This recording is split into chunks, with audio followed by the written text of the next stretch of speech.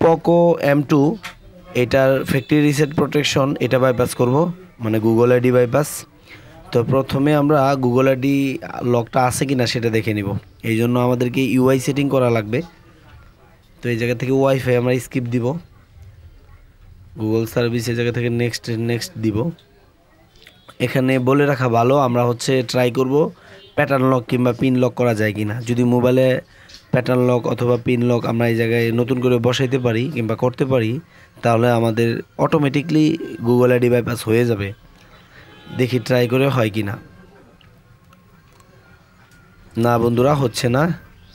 এই জায়গায় লক নিতেছে ঠিকই, কিন্তু আবার ব্যাগে চলে আসতেছে। দ্বিতীয়বার আমরা ট্রাই করব, একই অবস্থা, লক নিচ্ছে না। তার মানে এই মেথডে কাজ হবে না। তো আমরা এখন যেটা করব সেটা হলো ইউআই সেটিংটা করার চেষ্টা করব। এই জায়গা থেকে দেখতেছেন যে গুগল আইডি লক হয়ে আছে মোবাইলটা।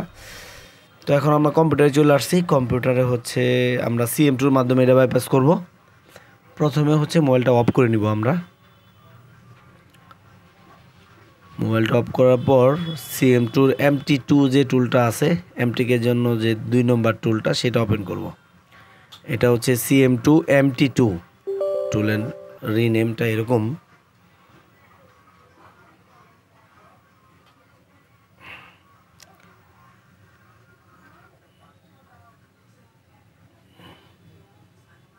তো চাইলে আপনারা যাদের কাছে UMT আছে, আলটিমেট মাল্টি টুল, ওইটার মাধ্যমেও করতে পারেন।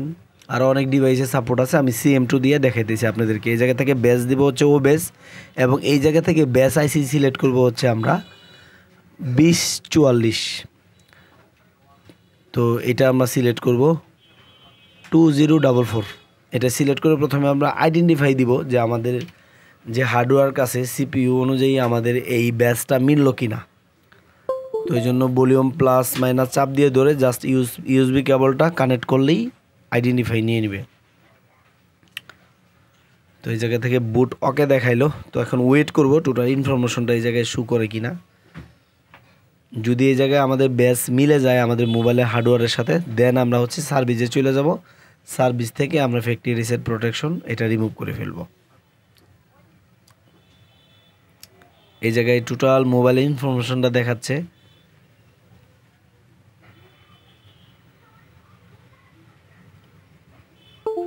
তো যে ইনফরমেশন ডান। এখন আমরা চলে যাব হচ্ছে সার্ভিসে। সার্ভিস থেকে এই জায়গা থেকে আমরা ফ্যাক্টরি রিসেট যেটা আছে ফুল ফ্যাক্টরি রিসেট সেটা দিব, প্লাস হচ্ছে FRP। এটা ক্লিক করে জাস্ট ফরম্যাট দিয়ে ইয়েস দিয়ে দিব। আমাদেরকে আবার হচ্ছে মানে ইউএসবিটা রিমুভ করে অ্যাগেন কানেক্ট করা লাগবে, খুলে আবার কানেক্ট করা লাগবে। তো এটা আমরা খুলে আবার ভলিউম প্লাস মাইনাস আগের মতো ধরে আবার ইউএসবিটা কানেক্ট করে দিলে এই জায়গা থেকে কানেকশন নিয়ে নিবে, যেরকমটা আপনারা ভিডিওতে দেখতেছেন। বুট ডান। জাস্ট এখন আমরা ওয়েট করব ফরম্যাটের জন্য। তো এই জায়গায় দেখেন একটা মেসেজ আসছে, আপনার হচ্ছে রিসেট প্রোটেকশন, মানে মোবাইলে যত প্রোটেকশন ছিল, সিকিউরিটি ছিল, সবগুলো রিসেট হয়ে গেছে। তো এখন আমরা যেটা করব জাস্ট মোবাইলটা অন করা লাগবে, আর কোনো কাজই নাই এখন। তো দেখেন চার্জটা শো করতেছে। তো আমরা এখন মোবাইলটা অন করব। আমাদের কম্পিউটারের কাজ শেষ।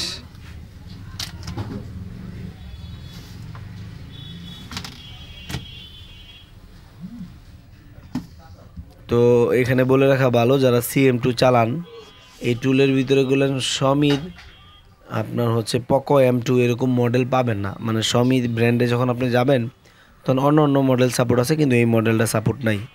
আপনারা ও বেস থেকে হচ্ছে ব্যাস আইসি হচ্ছে আপনারা সিলেক্ট করবেন হচ্ছে 2044। তাহলেই করলাম এইটা হচ্ছে এই ব্যাসটা আপনার পোকো M2-তে কাজ করবে। এই জায়গায় দেখতেছেন রিসেট প্রোটেকশন। তো এখন আমি জাস্ট ইউআই সেটিং করে ফেলবো, আর কোনো কাজ নাই। জাস্ট নেক্সট দিয়ে হোম স্ক্রিনে চলে যাব। আর এখানে আরেকটা কথা বলা দরকার, সেটা হলো যে এই ও বেস যেটা আমি 2044 সিলেক্ট করলাম, এটার মাধ্যমে শুধুমাত্র যে এই মডেলটাই কাজ করবে তা না, অন্য আরও অনেক মডেল কাজ করতে পারে। আপনারা হচ্ছে এই ব্যাচগুলো মিলে আইডেন্টিফাই দিয়ে দেখবেন যে কোন ব্যাচে আপনার মোবাইলটা আইডেন্টিফাই নেয়, তাহলে আপনারা ওই অপশন দিয়েই আপনার মোবাইলের ফ্যাক্টরি রিসেট কিংবা প্যাটার্ন লক যে কোনো কিছুই রিমুভ করা সম্ভব CM2 MT2 এই টুলের মাধ্যমে। তো এই জায়গা থেকে আমরা স্কিপ দিয়ে দিব। এখন সেটআপ কমপ্লিট। দেখেন আমাদের হোম স্ক্রিন চলে আসছে, রাইট। তো এই হলো আমাদের হোম স্ক্রিন। এখন আমরা যেটা করব সেটা হলো আমরা হচ্ছে মোবাইলের যে অ্যাবাউট ফোনে যায় মডেলটা দেখে নিব। এই জায়গায় মডেলটা দেখতেছেন আপনারা। তো বন্ধুরা ভালো থাকবেন, সুস্থ থাকবেন সবাই। আজকে এই পর্যন্তই, দেখা হবে পরবর্তী কোনো ভিডিওতে। আল্লাহ হাফেজ।